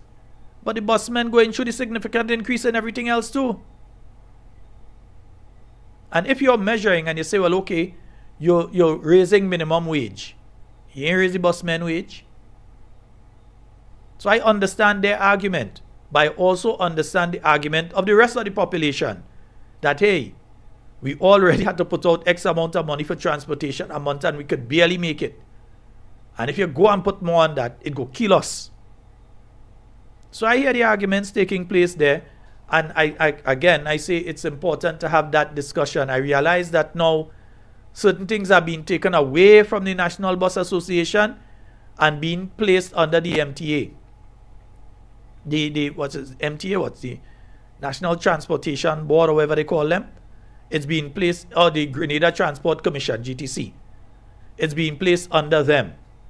And there's a concern among busmen that you have a foreign model being applied to Grenada bus system. That you have a bunch of people who are on the board who don't live in Grenada, who don't come in Grenada and take any bus, but who are the ones making the decision on behalf of Grenada busmen. They don't like it. You have a bunch of people who are living in the diaspora, who probably ain't take a bus since the 1980s, back in the days of them open, back to them in the 1980s. They ain't take a bus in Grenada since 1980 something. But they are the ones making the decision for the buses here. They don't know what it is like in rush hour in the morning. They don't know what the bus terminal is like to go and stand up there to get a bus or to be a driver of the bus. They don't know what it is like, but they are making the decisions on behalf of the busmen. And from the busmen I talk to, they don't like it. We have a caller on the line. Hello, good night. Hello, good night. Good night, Sheldon. Hi, good night, my dear. How are you doing today? I am good. How are you doing? Huh? I am very good. How are you doing? I'm doing fine. All right, go right ahead. Sheldon, I have an observation. Now, in the in Cherry Hill, by the supermarket, unless they didn't have debt on that ground there, they wouldn't, because the thing about it, this government never study nobody on this side. From since they get in, they shove them into power, they're never doing anything for nobody on this side. We could wash away in the sea, we could wash away in the river, we could wash away in the ravine. They don't care about nothing of us. But what I'm saying is, unless something happen drastically, they ain't gonna think about the danger. No, there is some vehicles and they just park up on the side when you leave the supermarket, right? Mm-hmm. The thing about it, I knew before they were saying they're moving all these vehicles on the side there. But I don't know for what reason they are still there and adding, and more is adding and adding and adding. So I am thinking if they could put a pedestrian crossing on the side, because sometimes you're coming from on the step, coming down the step, and you can't see if a vehicle is coming to or fro. Next thing you could get knocked down right there. So I know them wicked witch and them that just listen. So I hope that when they sleep tonight, or if they could sleep, they'll remember that somebody is concerned about Grenada, Carriacou, and Petit Martinique. Everybody in Grenada. We ain't looking for color. Mm-hmm. We doing it for everybody, right? So when they pull the devil tail tonight, they go remember. They go think they remember in God, but is Mama Guy in their own self. Let me ask. Hold on, caller don't run yet. Let me ask you a question. Hello. Hey. Yeah. Weren't you the caller that called about the boulders that could have fallen on that side? Yes. And didn't the same thing you speak about happen? Because I heard of some boulders falling on that side. Was it the same area you were talking about? I talk about that. But some boulders ended up coming down about a week after. Was it the same area that you were referring to, or is that another area? Around that same area. My goodness. My goodness. So at least we hope that something is done quickly regarding that, because it could have killed people. Because I spoke to the concerning, and he said he's going to work on it. Okay. All right. Thank you very much, caller. All right. All right. Yes, indeed, folks. Remember, you can call 440-7377. You can call straight, just like that caller. You could call on the WhatsApp as well. All right, that's 440-7377. That's the number. And folks, remember the donations. Yeah, I'm watching the thing, they empty. Right? Yes, donations. $20, $50, whatever it is. You could give 100, give 100. Whatever it is, donations. We don't want to join the list of people who have the electricity cut off and that kind of thing. Next thing, all you're waiting for the program at night, no program, and all you can't reach me. Yes, so let us see what we can do. Even if it's at $10, whatever it is that you can give, let us get it cracking. Nice, beautiful. 440-7377. That is the number for you to call and get onto the inside. No, it's extremely difficult. So I understand what the busmen are going through. I understand what the fishermen are going through. Because the fishermen, they've went through a really, really rough time, especially within the last year. So they have had the situation with, and let me take this call and then I'll get back to that. And hello, good night. Hey, good night, Sheldon. How are you doing? Yeah, I'm fine. You go right ahead. You're live. Yeah, okay. Yeah, Sheldon, when I analyze the NDC, how they think about we Grenada, especially the ordinary people going to compete in Martinique. You know what they think about us? That they could do us what they want. All kind of wickedness. Right? All kind of wickedness do us, and then within 4 or 5 days, we forget all what they did to us. And afterwards, they could just come and give us some money and tell us to vote for them because they love and they care about us. But I want to know, The Greenland people are very educated. They know what's going on in the country. And yes, they come and they offer money, take it. But with the money they give you, take it because you deserve it, because you pay.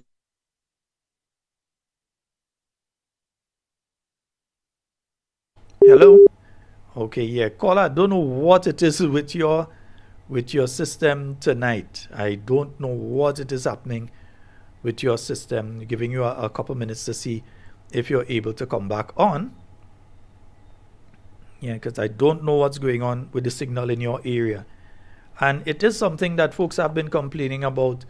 The phone system, something seemed to be going wrong with it. Yeah? Remember one night recently we had that problem here. But a lot of folks been having that problem where calls just been dropping off. I've been having it. Calls just dropping off and all sort of thing, or just stalling and you can't complete the conversation and that sort of thing. So let's see what goes on. 440-7377. That is the number. Call back if you did not complete. Call back. Camille Teresa Scott. I ain't fine. I hear you. Yeah, I ain't fine. I hear you. Give me a call if you're able, my dear. Yeah, if you're able, give me a call. I don't want to call and next thing she's sleeping and I wake her up, Yeah, I don't want to do that. I don't want to call and next thing I go and I wake her up. Folks, all of us still see busman fetting. Before you used to see a bunch of busmen park up a place and buying beers and fetting and thing. They come off the road and all of us still see that.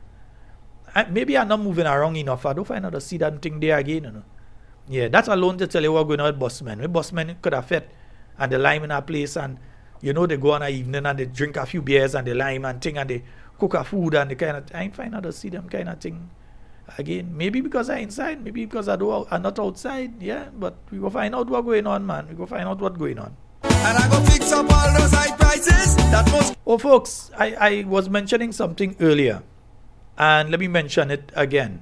Outside of, remember, donations. Last week, the Prime Minister was on a program and he spoke of there being an oil and gas press conference today, that should have been held to discuss oil and gas with Mr. Nazim Burke leading that press conference. Yeah, that was stated by the Prime Minister. He said it to the press secretary. He said, Madam Press Secretary, you're hearing this for the first time. On Tuesday, we're having a press conference where we're going to be discussing oil and gas. Obviously, they had to do that after what took place on the Bob Report last week, Sunday. And then afterwards, you heard Mr. Cadgington Hood on this program. They had to come and say something. Yeah? So we were expecting to hear that today, but I realized they're ducking. Why is the government ducking from the issue of oil and gas? Why are you all not talking to the people? You said you're going on a press conference today and all you're ducking and hiding from press conference now. Have the press conference now. Let us hear from the body. Let us hear what they have to say about the oil and gas issue. Let's hear, man. We have a caller online. Hello, good night. Hello, good night. Hi, caller, you're live. Hello. Okay, they're not paying. They are not paying attention to the phone line. Caller, when you call, pay attention to the phone. I hear you listening in the background. I could hear myself talking in the background there. Don't listen there. Listen on the phone. All right? So call us back and you can listen on the phone. 440-7377. No, we want to hear what they have to say about this situation. And there are several other questions. And that's why I say we don't have investigative journalism in Grenada again. That went with Linda Straker. And then when they hear some investigative journalism from myself or they hear it from Jenny Simon, they want to attack us. Yeah, they want to attack us.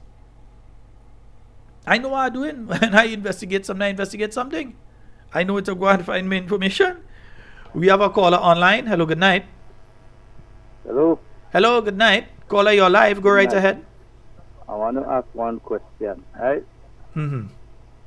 They tell us we cannot have no cage in the road in St. John. Mm-hmm. That is a no-no. How come they could block off the car and I? Yes, indeed. Yeah, caller, and we did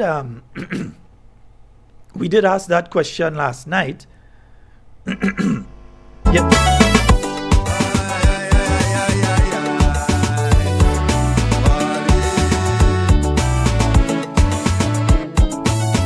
Yeah, I had to take the ginger tea there. We did ask that question last night because we found that to be different strokes for different folks. That here it is, you send out, the police came into St. John. They stood up in Guelph and they said, going forward, we will not be blocking main arteries. So that you can't place the stage in the road there because we're not blocking main arteries. And that we could understand their arguments were good arguments. We could understand it. But if that is your arguments for there, then why do you have a different set of rules for tongue? And then when St. John people say tongue, people don't like them, or they don't like them. While you're coming up there and talk to them because all they don't like them. Or you just want to say, well, no, it's not so, it's one Grenada, is this, is that. No. What has St. John done to anybody for them not to like them? We have Kirani James out of St. John. Yeah? We have Governor Generals out of St. John. Yeah? We've had some people in Mr. Killer and Baba, all these guys out of St. John. Mandela, all of these guys out of St. John.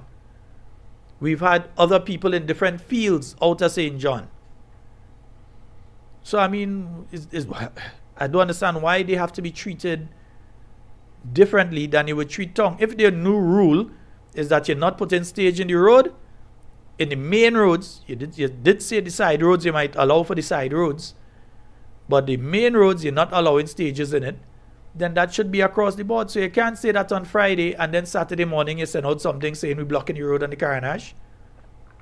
How do you expect the people of St. John to feel in a situation like that? They will feel slighted in a situation like that. Yeah, definitely. 4407377. That's the number for you to call and get onto the inside. So I go fix up them old police station to hold those who murder and rape. Because I fed up reading the media about an ex-prisoner escape. And I go fix up all the... So again, folks, remember the voters list is going to be coming out. It is extremely important. And we're going to be going a lot deeper into this. We're going to be going a lot deeper into this because there are some things that need to be said, and they need to be said on air. I see they put out some story with some police talking about people putting out false information and so on. Papa, careful, we live in a democratic country. Careful. We live in a democratic country. About people putting out information, this and that and all that kind of thing. Careful. We live in a democratic country. We're not in North Korea. Police not going to dictate what we could constitutionally say. Yeah? Careful. Watch yourself. Warning you from now. Yeah? And somebody's just giving me some updates here. There is no administrator in Princess Alice Hospital. Everybody doing what they want. That's why they washing gauze and the patient complaining they're not getting good treatment from some of the staff. Really and truly something, I mean, you're going to try and build a new hospital and you can't take care of the ones that you have right now. Yeah? You spent 22 million already. 22 million that you already start to spend. Nobody know where it go, nobody can. All we seen is bush and sheep. That is all we seen. Bush and sheep. You run, go bring a 2 excavator and put there so that when you bring through the people on the diaspora thing, they could say, well, okay, look, work taking place here. But all it have there is bush and sheep. Place look like Vietnam. Pure jungle. Or somewhere in Phnom Penh. Over in Cambodia. Pure jungle. But you spend how much? Millions already on there. But look at the state of what we have right now. So people could dead right now as far as you're concerned. People could lose limbs right now. Because I mentioned last night, you had a patient there 8 days.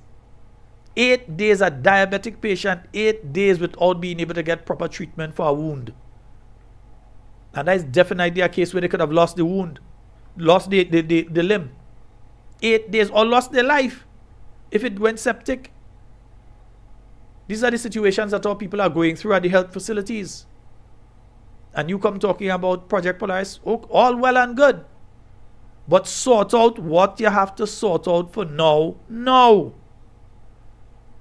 And don't give us the impression that people getting the medication and thing, because I'll tell all you about the medication one of these nights. I'll come back and I'll tell all you about what is taking place with the medication and so on. I'm going to give you all a chance to call 440-7377. Remember, you can call direct, you can call on the WhatsApp. That's 440-7377. And remember, donate. It is that time. And again, it's not just the electricity and so on. We have to pay for the software that we use to do certain things here. We have to pay for the software. And automatically, that payment becomes due right after the end of the month. So I would automatically see they just try, there's a payment that went off the card and so on by certain times. So we definitely have to have money on the card to deal with those things, yeah?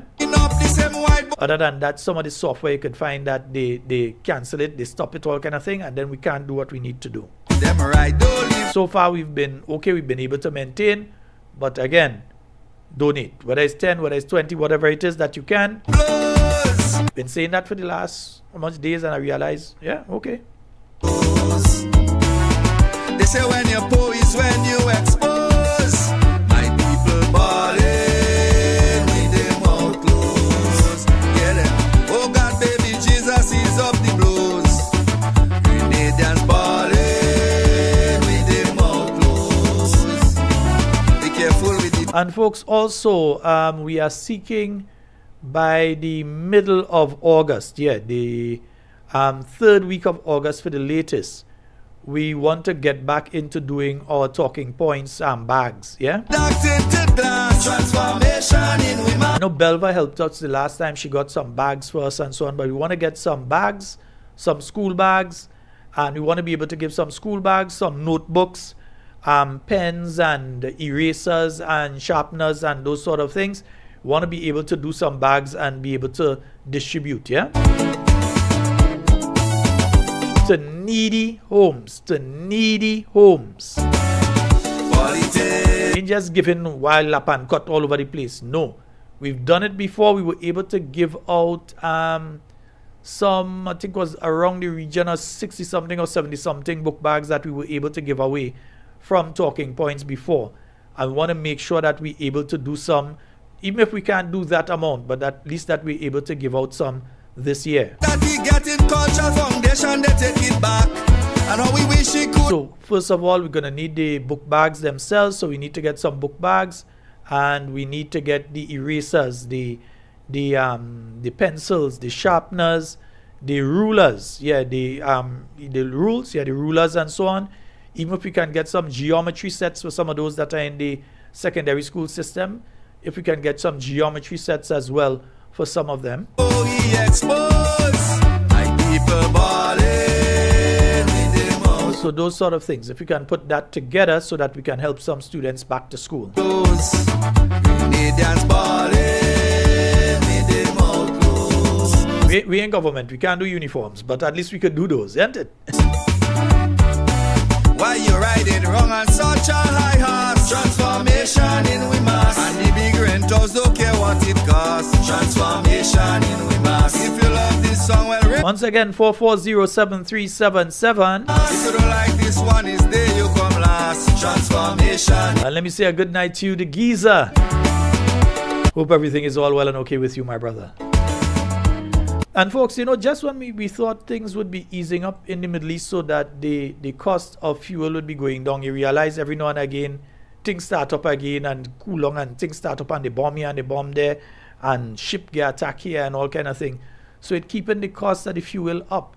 So it means that we're going to be going through this for a while, but it also means that the cost of everything else is going to increase significantly again. Because remember, you have to transport, and what you're using to transport fuel, whether it's the ship, whether it's a plane, is only if you was using sailboat. But other than that, the cost of transportation is increasing. So it will increase the price of other things. So we have to look out for that, We have to understand that those things are coming and look out for them, Yeah. And that's no kicks. I don't like it. Politics. Now so many things I will have to fix. And a reminder again, this Friday we will be having our prayer and worship session. Because I'm fed up reading the media about For those of you who've been asking for it, there's one particular person they asked for the prayer and worship session. When it takes place, I don't hear them. Instead of demolishing those who pot it, fall in, stir it, and cook it. Sheldon, we need to do the prayer and worship. We need to do when I do the prayer and worship. I don't hear them. I don't see them.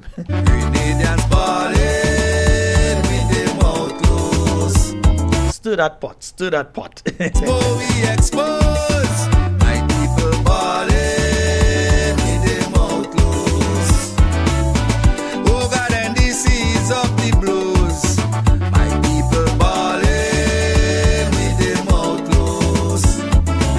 Mr. PM, please open up some doors. And also, as I played that, and we're getting into the carnival season, there's an argument that's taking place right now. Good night to you, Helen Marie. There's an argument that is taking place right now in some of the regional carnivals. And that argument is that the locals are being priced out of the carnival. And when I say that the price of the shows, the price of the costumes to go and play mass, pretty mass on the road on the Tuesday, Monday and Tuesday, has become so high that it is pricing out locals from being able to play. So what you're seeing happening now is a lot of foreigners and a lot of diaspora that are coming back and play the pretty mass and so on.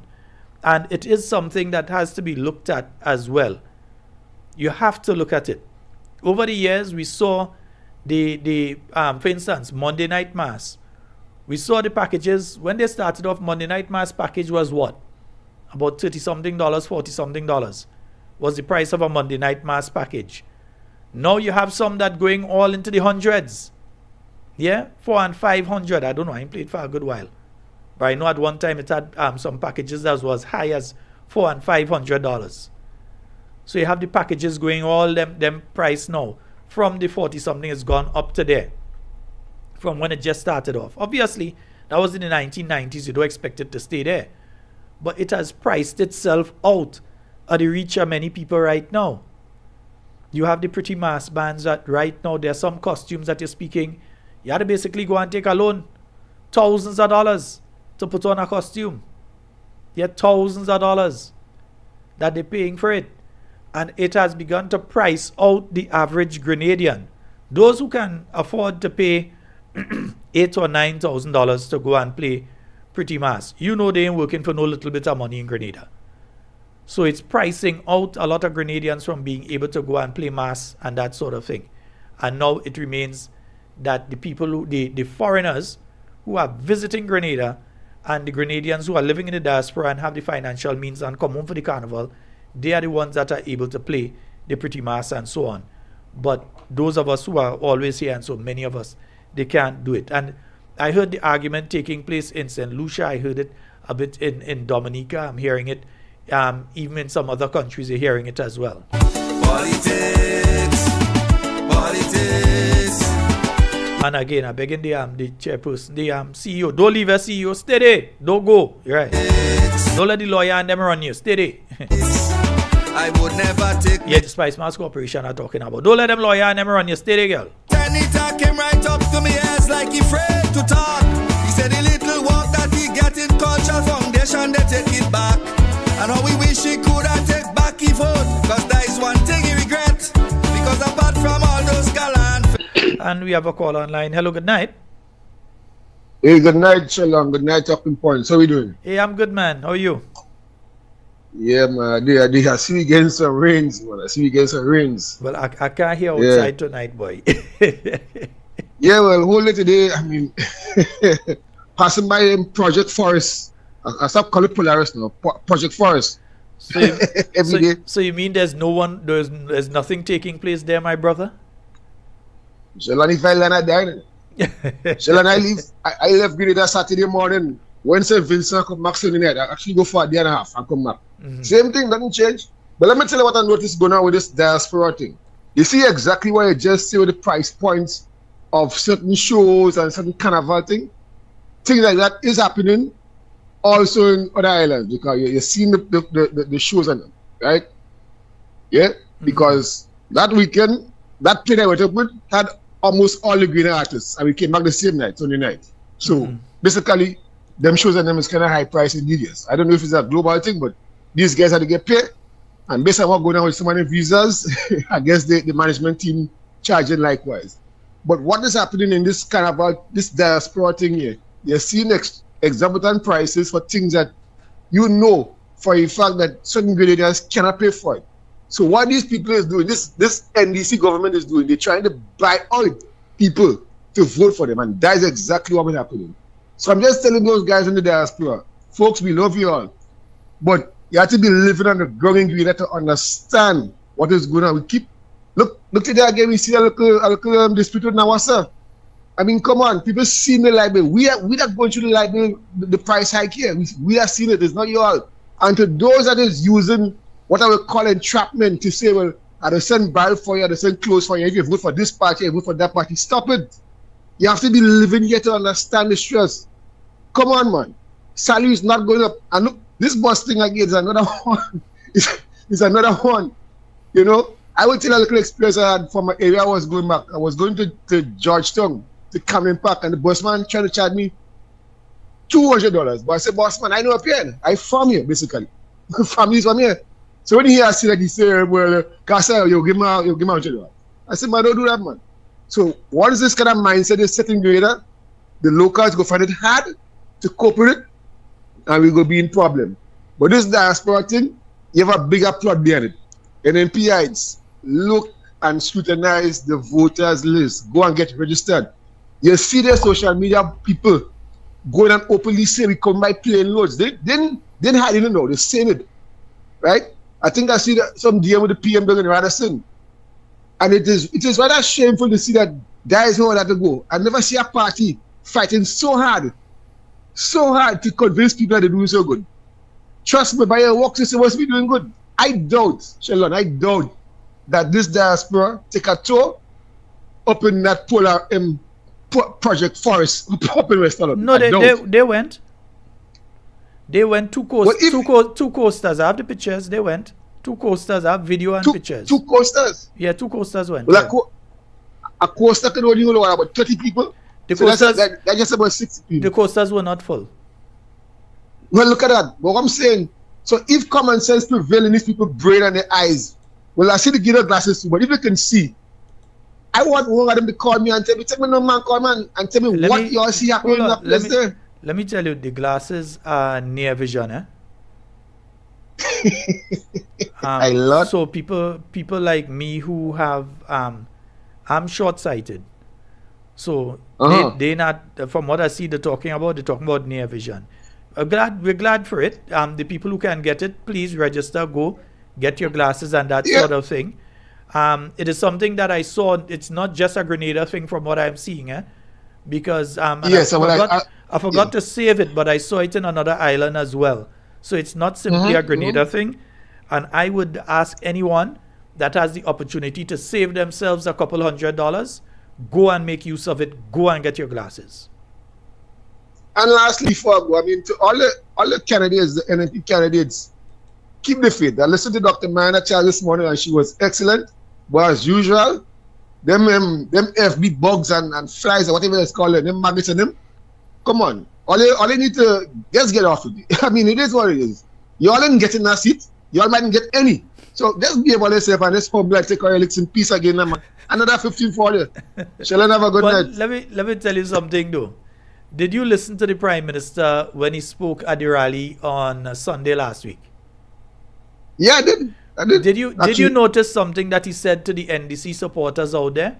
He said to them, be aggressive. Go out there and be aggressive.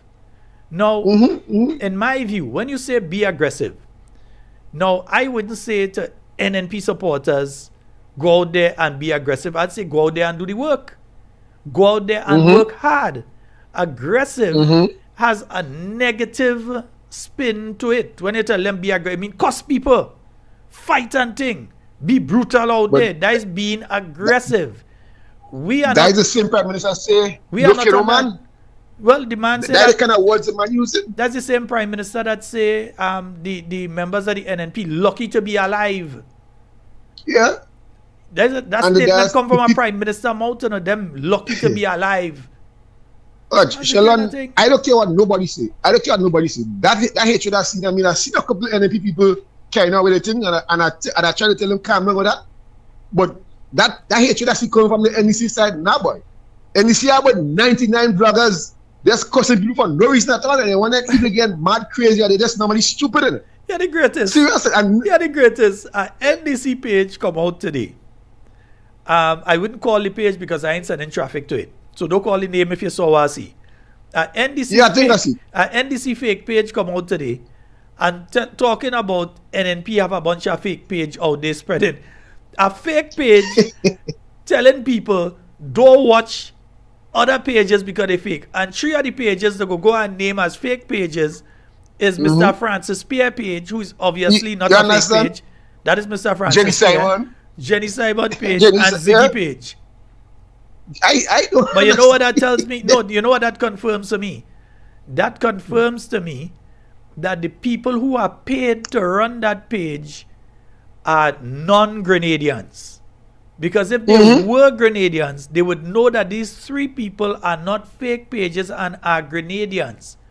And in my personal belief, because I've seen that pattern before, that same pattern is exactly what I was seeing from a page in St. Lucia while I was there. Yeah. So I am pretty sure it's the same people who behind the St. Lucian page that is behind that NDC fake page here. Along with 1 or 2 Grenadians as admins on the page. But it is the same company that was behind that over there that is behind that here. Because how you could not know, if you're a Grenadian, how you could not know that Francis Pierre, Jenny Simon and Ziggy are 3 real breathing Grenadians using their own profile. They had their pictures up on it, everything. You know it's except Mr. Francis Pierre. I think he has some kind of other picture on it. But everybody know that is Francis Pierre. Yeah, they put no fake name, nothing. People like myself, my page and my real page, I don't go and hide that. I deal with them just like how they want to be dealt with. Because you see, this nonsense, I've never seen that. I mean, I know the age of social media is changing and trending right now. That is that. They even want to tell you who they took that picture with them. So you telling me, let's imagine that flight I take Saturday, if that, for God bid, something happened, half a grade artist gone in it. We stay in St. Vincent, take a picture, we had a little drink, we had some eat. So you go tell me because I support a political party, I can't take a picture of this artist or that artist? Now you're trying to tell me that is the vision you're trying to say, don't take a picture of that person because you wouldn't know the political background or you wouldn't know the political affiliate. Man, Shalon, but have a good night, man, because this plan will get me sick. Have a good night. Well, a lot of my good friends were NDC, now I convert them. A lot of my good friends were NDCs. They in NNP now. Yeah, they was in NDC before. I speak with them. And then some of them didn't like the fact that NDC tries certain things behind me and they say no. Nah, that can't. Them could never get a vote from me again. And they switch. Yeah. And not only them, they bring other people with them. And they are very active right now. So I have nothing against speaking with somebody who's a member of the NDC or a supporter. Yeah, no problem speaking with them. One thing I will not tolerate though is disrespect. And disrespect is not just meeting a person and cussing them and saying all kind of nasty things. Disrespect is also trying to disrespect my intelligence. It's disrespect trying to disrespect the intelligence of Grenadians on a whole. I consider that to be the height of disrespect. I consider it to be high disrespect to me to try to gaslight me into believing something that I know for a fact is not true. You cannot gaslight me and tell me that the NNP never do anything for Grenada.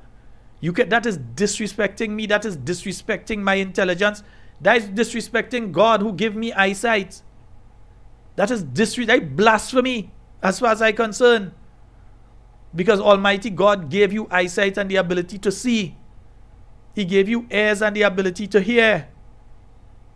And for you to come and say, NNP never did anything. To me, it's blaspheming because God gave you a gift and you don't using it. And it is disrespect to the sacrifice of the parents of each and every Grenadian, not just myself, but each and every Grenadian. Those that jog bag a yam down through hill and valley, who walk for 2 miles through the bush carrying banana on their head, who used to go down in ravine, jogging, find bag of cocoa on the back, and bag of nutmeg on the back and on the head, jogging those things to provide an education for you and me, for other people to come and disrespect that education. Never let them do it. Never let them do it. That is the height of disrespect to your parents. Whether your parents are alive or your parents dead, never let people disrespect your intelligence. Your parents suffer. We know they went through hell to provide education for us. Even if we didn't respect it then, respect it now. Don't let nobody disrespect your intelligence. I mean, you come in and tell me NNP never do anything for you last. From the time they start that conversation done. Tell them today is Tuesday. You had your fill of stupidness for the week already. You can't take no more. Conversation done. You can't have a conversation with a person like that. This is the best time in Grenada. The best thing. You're disrespecting my intelligence. People can't afford food. People like cutting off water, cutting off all kind of thing all over the place. And we're going to face more coming. And you want to tell me that the best time ever? You're disrespecting the intelligence of Grenadians. Stop doing it. The parents went through. Even if the parents didn't work in the agricultural sector, or they didn't work travel on the road, even if they was working in a business place, you don't know the abuse that some people went through in the business place, where some of the managers feel they could talk to them anyhow because they know you have a family to take care of, and they feel they could talk to you anyhow because you can't leave the work, so they talk to you anyhow. Or whether it's the fishermen that had to go out in the water and make the sacrifice out there with the increase in the cost of fuel, when nothing is being done to bring the cost of fuel down for the fishermen. And instead of that, you want to lower the price of the fish that they have to buy. And when they decide to go in and protest against it, you go and threaten them. We ain't go buy no fish from Ole for they only go and make noise. So fishermen going through it. And come on. You had some fellas that went missing, we don't forget about it. How many of our young men have gone fishing and not come home? Can we continue to have that happening? Can we continue? You know how many parents are listening to this program tonight.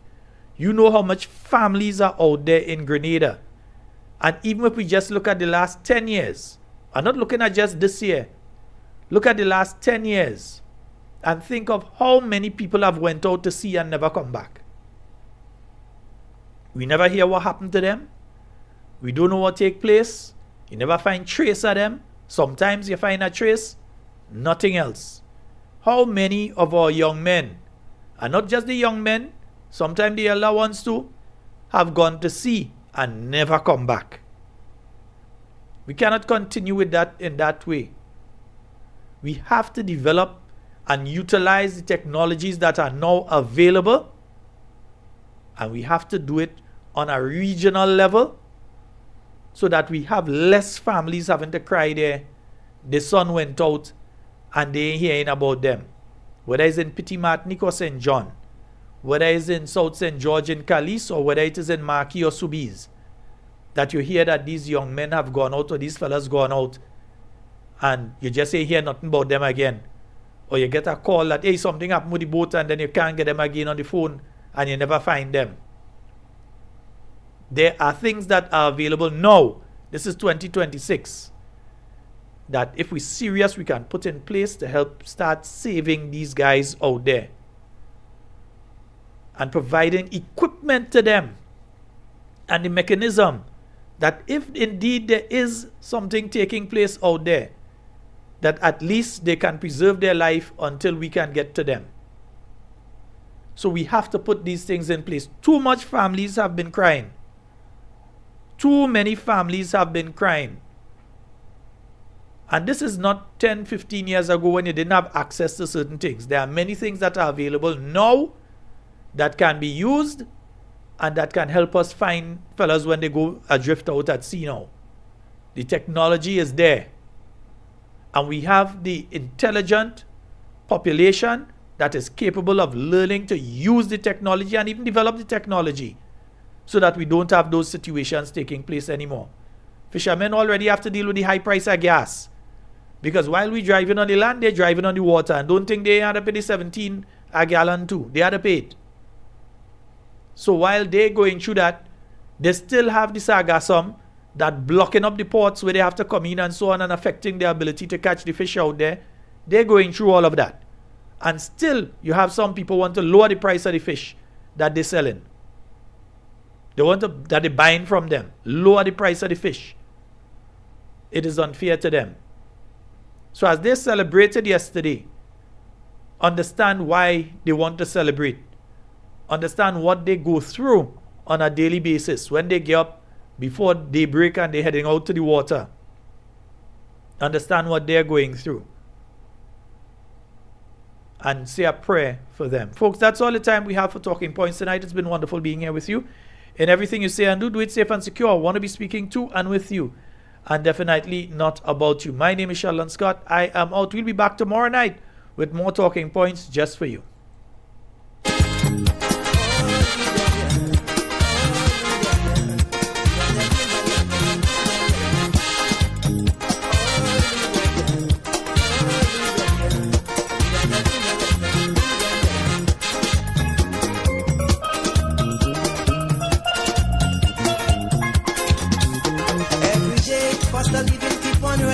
So could someone try and tell me what is happening? Because yet them politicians keep preaching for the poor ones they are fighting, but not such a thing. Because every day when I make a pass by the shop, I could see the price keep going up on the poor ones back. And the wages, like it's mason men that build it, and like no one they can break it, so they condemn me. Because every day when I make a pass by the shop, I can see the price keep going up on the poor ones back. And the wages, like it's mason men that believe, and like no one they can break it, so they condemn it.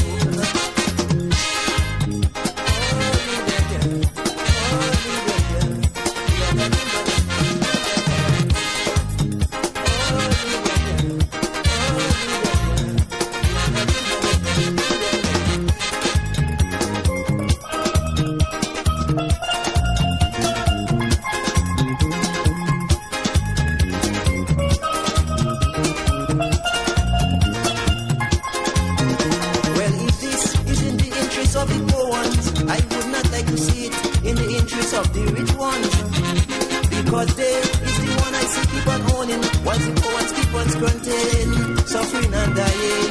Because every day when I make a pass by the shop, I could see the price keep going up